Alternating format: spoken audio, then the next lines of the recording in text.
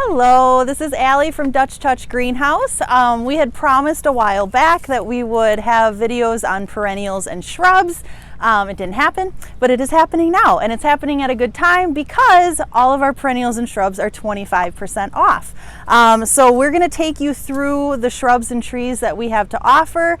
We also have a perennial video that I will link in the description of this one so that you don't miss out on that one. We do have a selection of annuals left as well, and those are 25% off.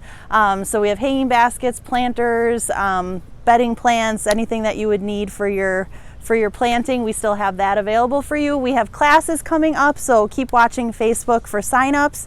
And then we're already thinking fall. We're planting mums right now, and we're looking at doing more fall planter classes. So if that's something you're interested in, keep watching Facebook, and I'll send out emails if you're on our email list about that as well. So I'm not going to bring you through the shrubs and the trees like I did with the annuals because I don't know about them. But Tim is going to bring you through and just talk about the selection that we have, what may work in different places, all the tricks and tips for your shrubs and trees and planting.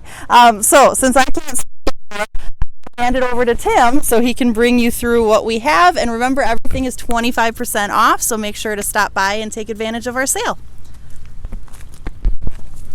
Hopefully I talk better than her. Okay, so we'll just kind of hit some of the highlights. We've got lots of shrubs, so we can't go through every single one, but we'll hit kind of the highlights. And if you have a question, if we have something, you can always text or comment and we'll answer you on that. The first one here is the broadleaf rhododendrons. So this one is called Dandy Man. Rhododendrons flower early spring, but they do keep their leaves all year long, even in the winter. They do need to be in a little more of a protected area. Otherwise they have a tendency of having their flowers freeze off because they are such an early flowering. This is coralberry or proudberry. They get a cool little pink berry all up and down the stems in late summer, fall. They grow about 3 to 4 feet. They'll take sun to part sun, so that's a interesting one to add to any landscape. As we go down here, those are Weigelias, but we'll hit those at the end. We've got some more. This is called Summer Sweet Calithra. This is Vanilla Spice. So this will flower in mid-summer. It gets a long white flower on it. It's very fragrant. So that's a great one to have close up to a walkway or patio. Enjoy the fragrance of that during the summer. Up here we have burning bush. We have several sizes of burning bush. We have these smaller pots, larger pots, and then we do have it in the ball and burlap. So those are the ones that turn the brilliant red in the fall. And it's a nice border piece or corner piece on a landscape. Easy to maintain, trim once a year, and great fall color. This is mock orange. So mock orange obviously flowers early summer as they're starting to flower now. You get the white flower and a nice kind of citrusy smell to them. And these will grow 3 to 4 feet, so they're a little smaller than the older mock oranges, which got quite large. And then here we have the Deutzia. This is cherry blossom.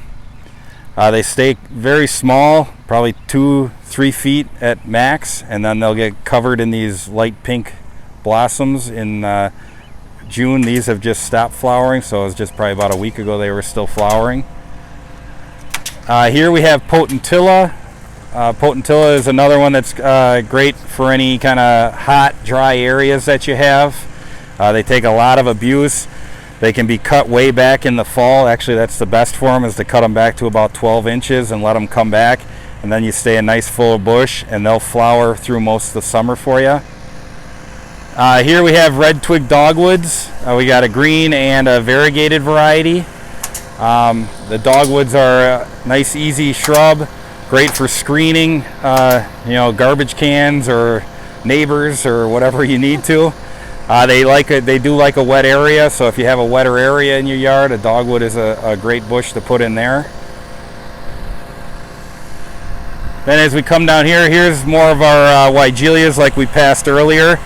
We've got a variegated leaf, we've got the red prince, and then there's several of the wine and rose and spilled wine. Weigelia come in a wide range of sizes, like the variegated gets 4 to 6 feet. The red prince is in that 4 to 6. A lot of the wine and rose are like 3 to 4, and the spilled wine are more like the 1 to 2 feet. So they'll flower most of the summer. On this side here, we've got all of our lilacs. So several different colors. We've got Baby Kim that goes only 2 to 3 feet, up to the common lilac, which will get you 8 to 10 feet. Miss Kim there gets you about 4 to 5 feet. So there's a wider range of sizes, and then they'll all flower, early spring as lilacs typically do.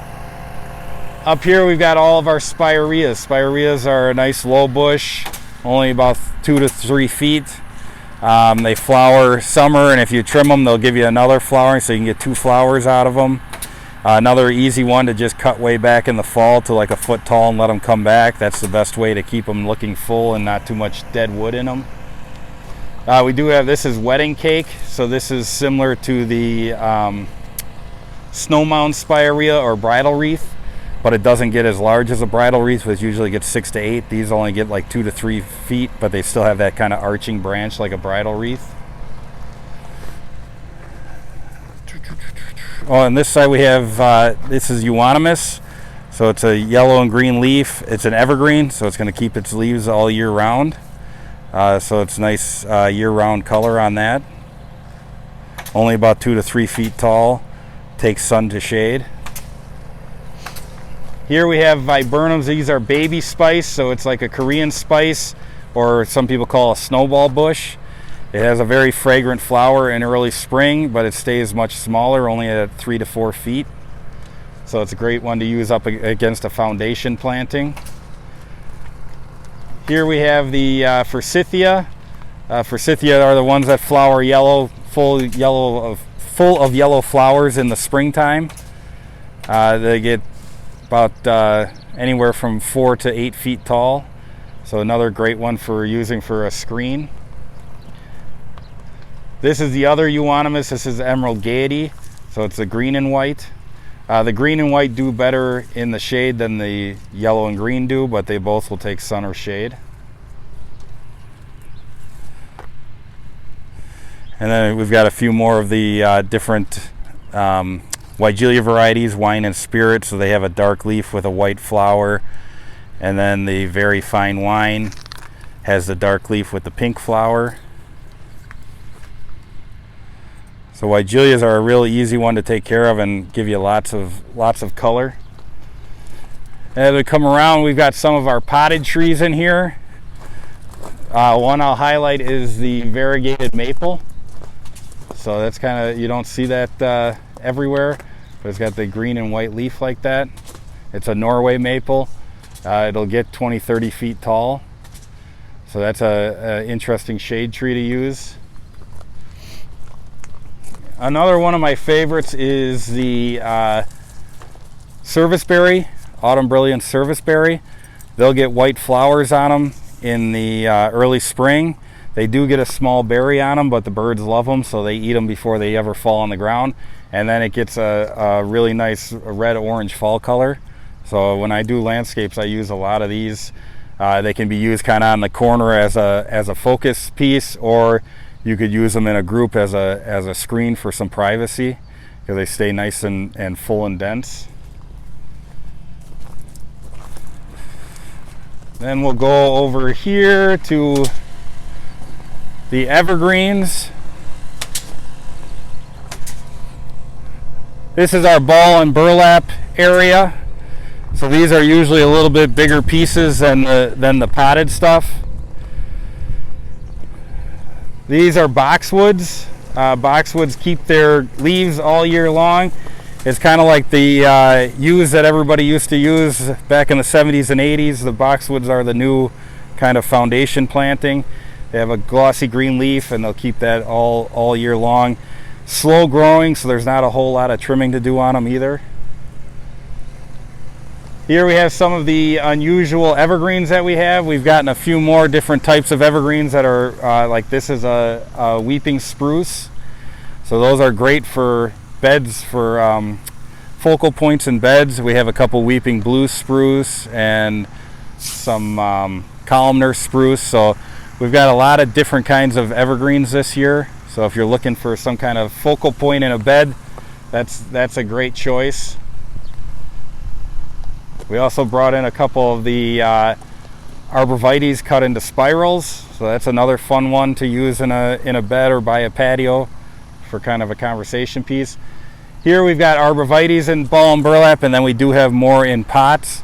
So the arborvitaes are the classic for screening or along lot lines. Depending on the variety, they grow about 4 to 5 feet wide, some 3 foot. The emerald and green are 3 foot wide, and they'll get up to 15-18 feet tall. So it's a great hedge plant. On this side here, we have all of our ball and burlap trees. So these are going to be the larger trees, something that you can get shade a lot quicker. On the far side here, we have all kind of the ornamental flowering stuff, magnolias, red buds, more serviceberry. And then we have some of the crabs, a couple of the white spire birch there. And as you come down here, we've got, these are flowering pears. So they'll get white flowers in springtime, and then they get a orangey red fall color. We have some pin oaks here, a great shade tree. It turns red in the fall. Real solid. You know, a lot of times people are worried about maples cracking up or splitting in storms, but oaks, that's a real solid tree. You don't really have much problems in storms of anything happening there. And then we do have all the maples, some sugar maples, some autumn blaze maples, October glory. Those are the quintessential shade tree. All of them will get either red fall color or orangey red. Fast growing, they can put on 12 to 18 inches a year and get 30 to 40 feet tall. So that's great for the if you're looking for shade for a patio or anything like that. The last thing, we just have to take a short walk and we'll look at the roses.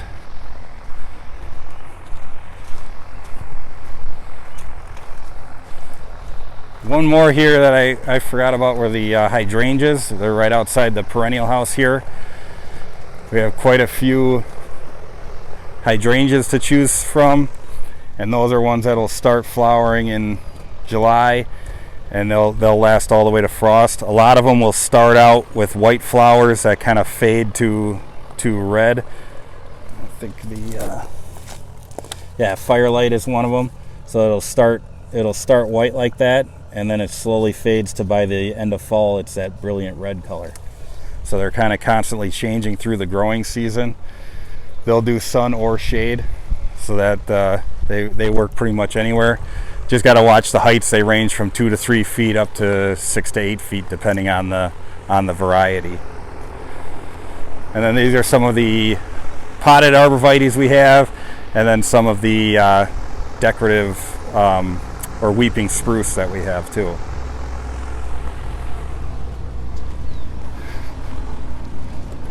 So up here we have all of our roses. All the roses that we have are hardy for Wisconsin. No, we don't do any of the hybrid teas. These are all shrub roses, knockouts. So they'll start flowering in early June, and they'll flower all the way till frost. There's no need to cover any of these. All you do is cut them back to about 12 inches, 8 to 12 inches in the fall, and then they'll come back again in spring. So the shrub roses are all kind of lower, 1 to 3 feet tall, and about 2 to 3 feet wide.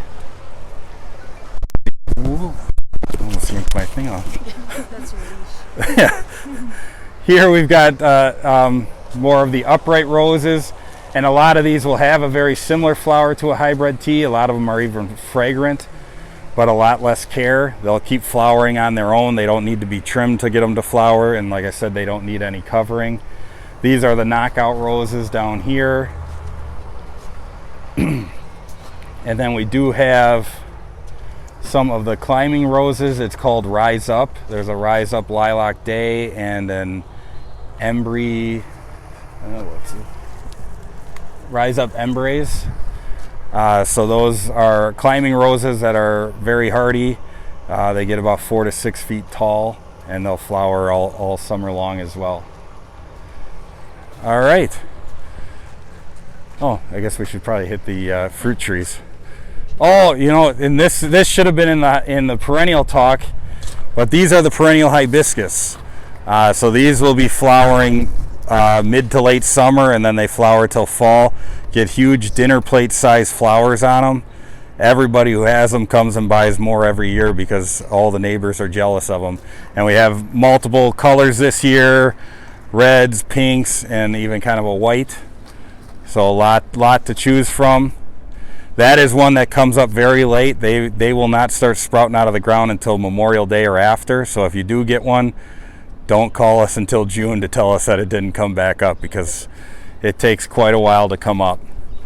Over here now we have all of our fruit trees. So we have here, these are cherry actually bushes. They grow about 8 to 10 foot tall, but they're more in a bush shape. They were bred in Canada, so they're hardy to 40 below zero.